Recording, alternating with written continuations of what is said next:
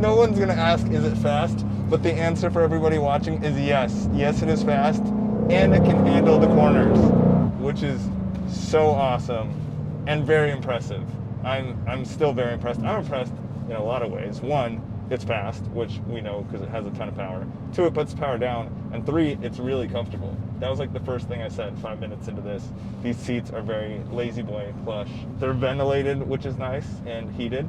There's a bunch of different modes in this car, and it sounds great. So what's the story? Why a GT500? Because when I pulled up to your house, you told me you were going to buy a 5.0 and supercharge it.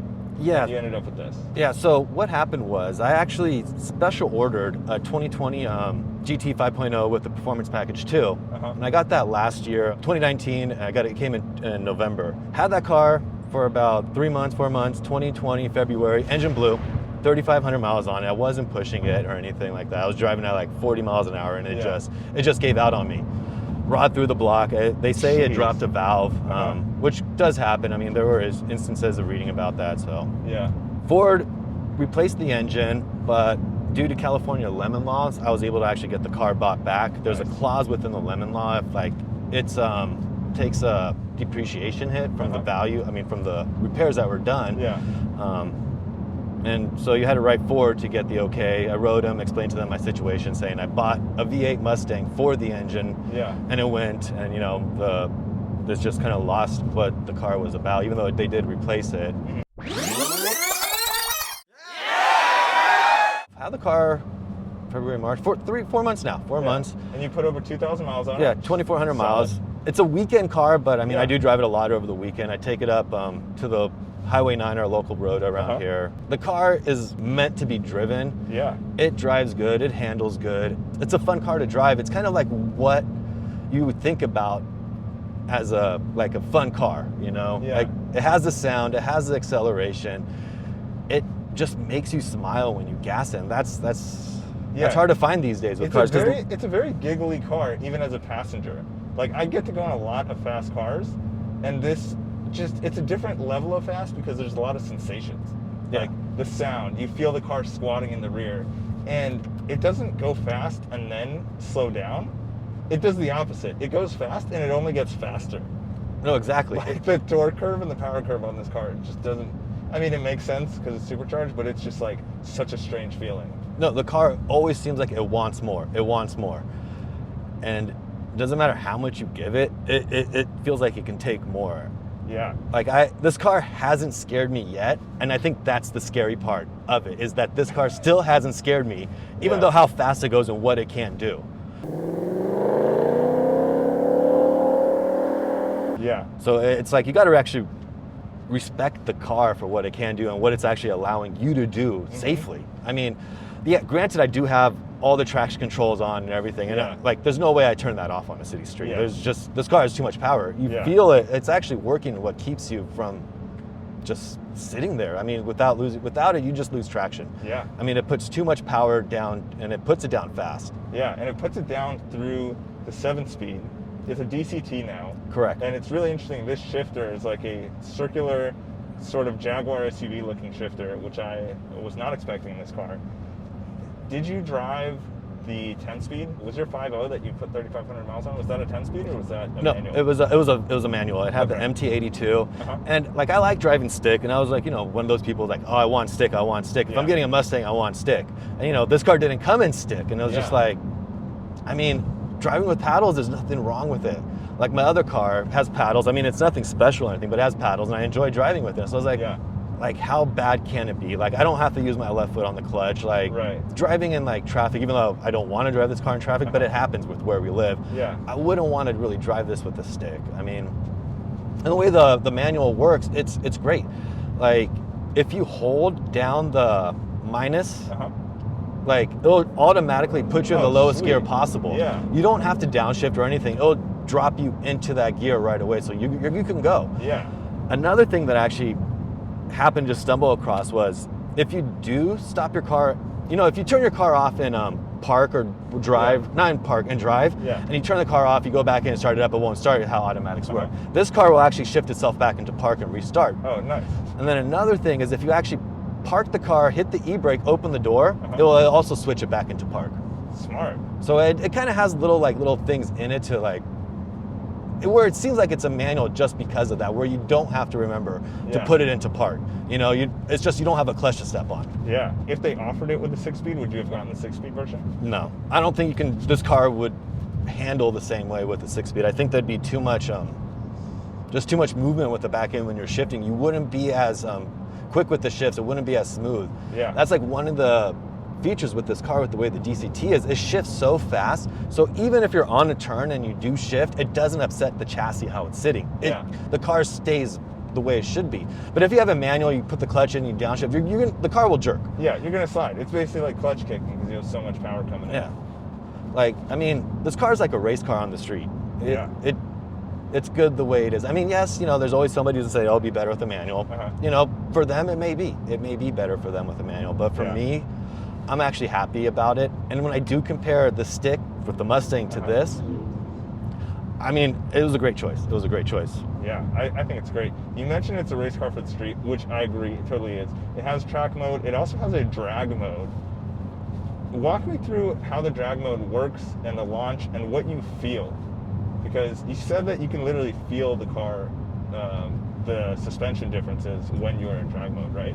Yeah, well, I really haven't done a full launch with this car in drag mode, but in the other one I had, it had drag mode, and when I would put it in drag mode, you'd feel like the back end would squat more. Like, you don't notice it when you're just sitting there, but when you actually do gas it gives you the weight transfer where it puts more of the weight onto the back end of the car, so to give you better traction.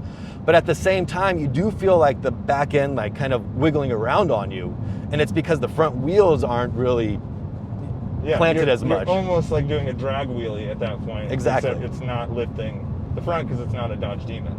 Yeah. But it's doing that same sort of thing where the nose, you just have no front end control. You have to be shooting it in a straight line. Exactly. And it's like, I mean, it's great for the drag strip, and I'm pretty sure when I do get this down to the drag strip, once I figure out how to get it on the drag strip, you got to have like a 5-point harness and all this other stuff technically for this car to go on the strip, so it's not even really legal there yet. But once I figure out how to get on there, I'm gonna, you know, see how the drag mode works and all that. But it also has a launch control with drag mode. Actually, launch control is within all the different driving modes there is, where you can set the RPM where you want it to have it sit and hold at, and then it's a matter of just releasing the brake and flooring it and going. Like, a lot of things that I've seen on it haven't been that great with how people actually try it and how it works out to them. Like, I kind of did it once, but I didn't really try it that hard. And then, I mean, I didn't like it too much, honestly, versus just doing it, you know, without the computer assistant and just gassing it and going and modulating the throttle, so you don't get too much down to the floor, but you keep it from pulling back. Because drag mode will kind of like, if you don't do it right, it'll bog the engine down for real quick, and then it picks back up because it feels the tires spin, all the traction control starts kicking in and everything, and it just slows you down. Got it. So it cuts you off. One of the questions that somebody asked, I think Will asked, if you had driven the 10-speed Mustang 5.0. Have you experienced that transmission at all? No, I did not drive a 10-speed 5.0, but when I was in Maui a few summers ago, I drove the 6-speed transmission. I mean, that's what actually made me want to get a Mustang after that. Like, everything that happened with the Mustang, the way they changed, add the independent rear suspension onto it. Wanted to kind of drive it, so I drove that one. It wasn't the 10-speed, unfortunately, but I mean, it drove good. It felt great, but I mean, those 10 speeds are a different story with the way they are. They hold those RPMs up high. Like, you're only losing like, what, 1,000 RPMs on a shift in those cars, where it's constantly keeping you in the high-end power band. Yeah, got it. If you had a $10,000 check and you could spend it on this car and modify whatever you want, or you can return the car to the dealer and you have $10,000 more budget, what would you modify, or what car would you get instead of this? I would keep this car. With easy. Easy. There's no question about that. Keep the car. Modifications, I mean, here in California, it's hard to really do anything to your car. And like, this car is high profile, so I'm not really planning doing really engine modification, but I'd upgrade the suspension like I mentioned, get the track package suspension, which I do have, get that installed. There's a set of wheels that I am looking at. I'm gonna find a photo and put them up here. What color would you get them in? They'd be in a nickel color. Okay. Brushed nickel color, just because I want to offset the black. It's just too much black on the car. Yeah. And really, that's about it for now. I'm also, sorry, I am going to end up removing the stripes and getting PPF done on the car as well. The whole car? I'm planning the front half at first, unless they can get a good deal on the whole entire car, just because it is expensive to get the entire car PPF, but I do need to get the front half done. Gotcha. So that's pretty much how to spend the first 10,000. Yeah. I like that, the first 10,000. I mean, you could spend a ton of money on this car. Yeah. And before we end the interview, I want to get into driving the car slowly. So in this whole video, we've been taking it really easy. We're cutting in some clips of the car being pushed hard. But that's the really impressive part, is this is a car with a crap ton of power, with really comfy seats that you can also just drive around every day. And it gets 15 miles a gallon, which is pretty good actually for a car making 700 horse. What's it like to park, to drive, to just take it out? Like, could you take it to work or the grocery store and just have this be your only car if for whatever reason you can only have one and this is it? Yeah, no, it could be. The car does seem a little big compared to like other subcompacts, but I mean, overall, it's very easy to drive. I mean, the supercharger itself actually pulls power before it actually gives you power. I think I was reading somewhere it's like almost needs about 200 horsepower to make the supercharger turn. So even though you have a 760 horsepower engine, when you're driving at slow speeds, you're not putting down probably more than like 300 to 400 horsepower of that. So it's very tame on the roads. I mean, it's not loud. There's not that many rattles. I know it's a Mustang and you expect the interior to be rattling and falling apart and stuff, which, I mean, one day it probably will start doing, but right now it has good sound in the cabin. I mean, you don't hear a lot of air noise. It's just overall good. Parking's not too bad. It's just the doors are kind of big, where you do need a little bit of room just to swing the door open enough for you to get in and out. Otherwise, you're squeezing between it. Yeah. But I mean, overall, just driving it daily, it's a very livable car. It's a very livable car if you decide to go that way. But personally, I don't think this is a car that you just want to drive every day. You know, to work every day, to the grocery store. I mean, it's not really a grocery getter or something like that. I mean, for me, I still have my old car for those types of errands to do. But I do take this car, well, once we do go back into the office, this car will be like a Friday car that I will bring to the office and just enjoy it. That's great. Well, thank you very much for walking me through the GT500 and this experience. If you guys have any questions, leave them down in the comment below, and hope you enjoy the rest of the footage.